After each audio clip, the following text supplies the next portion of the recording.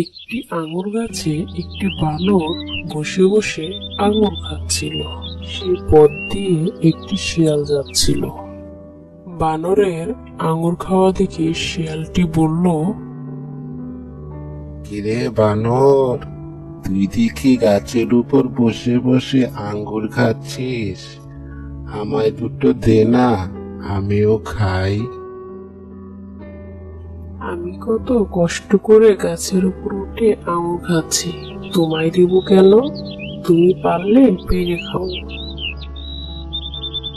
ঠিক আছে, আমি পেরেই খাবো।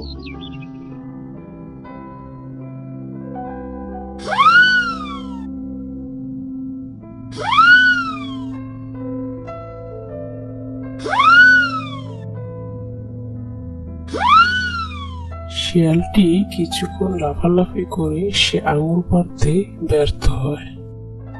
কি, পারলে না তো?